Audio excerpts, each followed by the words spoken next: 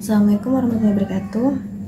Kembali lagi dengan aku Ika Nasari dengan NIM channel 23028. Di sini saya akan menyampaikan materi akuntansi perpajakan tentang aspek fiskal dari aset lancar berupa beban dibayar di muka. Nah, dari pengertiannya, beban dibayar di muka adalah salah satu bentuk aset lancar yang timbul ketika perusahaan melakukan pembayaran di muka atas suatu barang atau jasa, namun manfaat ekonomi dari pembayaran tersebut baru akan diperoleh pada periode yang akan datang. Nah, dalam konteks akuntansi, transaksi ini tidak dapat langsung diakui sebagai beban karena prinsip pencatatan akuntansi mengharuskan adanya kesesuaian atau matching prinsipal antara beban dengan periode di mana pendapatan yang bersangkutan dihasilkan. Nah, menurut standar akuntansi keuangan atau PSAK maupun IFRS, beban dibayar di muka itu dikategorikan sebagai aset karena memenuhi kriteria sebagai sumber daya ekonomi yang memberikan manfaat di masa depan dan dikendalikan oleh entitas akibat transaksi masa lalu. Nah, mengapa beban dibayar di muka itu adalah merupakan aset lancar? Ya karena yang pertama itu manfaat masa depan. Nah, beban dibayar di muka itu mewakili manfaat yang akan diterima perusahaan di masa mendatang, bukan biaya yang sudah dikeluarkan. Yang kedua itu nilai moneter.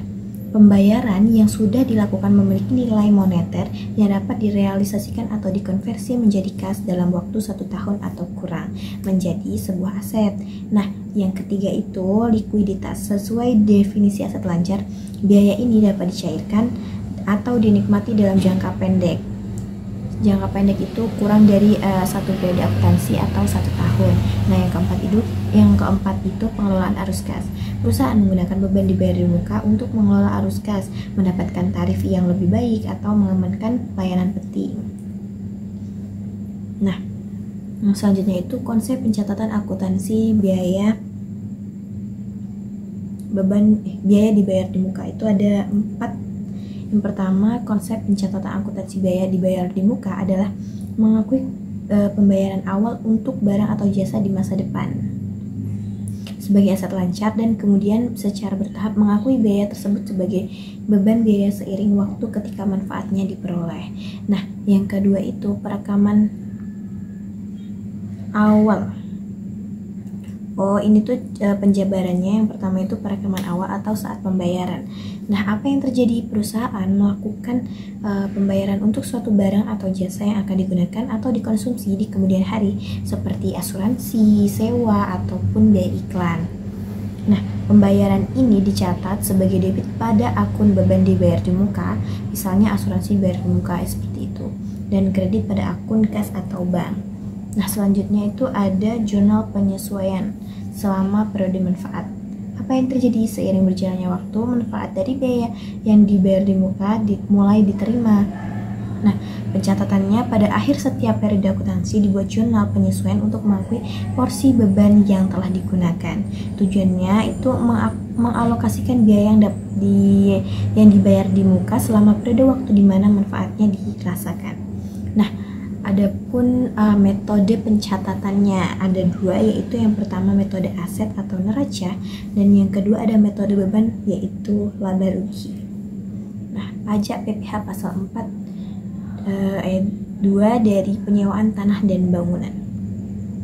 Pajak penghasilan atau PPh 4 ayat 2 adalah pemotongan atas penghasilan yang dibayarkan sehubungan dengan jasa tertentu dan sumber tertentu seperti jasa konstruksi, sewa tanah atau bangunan, pengalihan hak atau tanah bangunan, hadiah undian, dan lain sebagainya.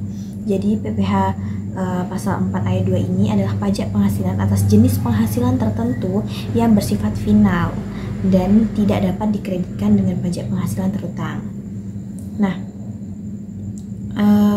objek pajak penghasilan pasal 4 ayat 2 itu dikenakan pada penghasilan atau pendapatan tertentu yang diantaranya berupa bunga deposito atau obligasi, terus ada hadiah, transaksi saham atau surat berharga, pengalihan aset atau sewa tanah bangunan, dan pendapatan lainnya.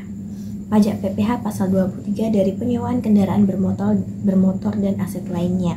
Tarif dan dasar pemotongan PPh 23 atas sewa harta seperti mesin, kendaraan, dan peralatan adalah 2% PPh terutang, dihitung dari jumlah bruto penghasilan sehubungan dengan penggunaan harta tersebut. Nah, PPh pasal 23 atas sewa itu 2% dikalikan jumlah brutonya.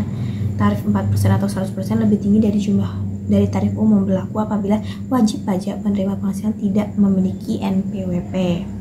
Nah, administrasi pajak atas sewa harta, withholding tax atas sewa harta dilakukan oleh pemberi penghasilan atau pihak penyewa saat terutang, atau pemotongan dilakukan pada saat pembayaran, saat disediakan untuk dibayarkan, atau jatuh tempo pembayaran sewa. Nah, jadi dari materi yang telah dibahas ini kesimpulannya yaitu beban dibayar di muka itu merupakan salah satu komponen aset lancar yang timbul ketika perusahaan melakukan pembayaran terlebih dahulu atas suatu biaya yang manfaat ekonominya itu akan diterima di periode mendatang. Nah, dalam praktik akuntansi itu berbasis akrual, beban dibayar muka itu tidak dapat langsung diakui sebagai beban pada saat kas keluar, melainkan harus dicatat sebagai aset terlebih dahulu, kemudian dialokasikan secara sistematis menjadi beban sesuai dengan masa manfaatnya. Keberadaan beban dibayar muka itu penting karena berpengaruh terhadap kewajaran penyajian laporan keuangan. Pencatatan yang tepat akan menghasilkan informasi keuangan yang relevan dan andal, sehingga dapat digunakan oleh manajemen, investor, kreditur, maupun pihak eksternal lainnya dalam pengambilan keputusan. Nah, sebaliknya kesalahan dalam pengakuan dan pengalokasian beban dibayar muka itu dapat menimbulkan distorsi laba dan salah saji pada neraca. Nah, terima kasih, itu saja yang dapat saya sampaikan. Kurang dan lebihnya saya mohon maaf. Saya akhiri. Wassalamualaikum warahmatullahi wabarakatuh. See you, bye bye.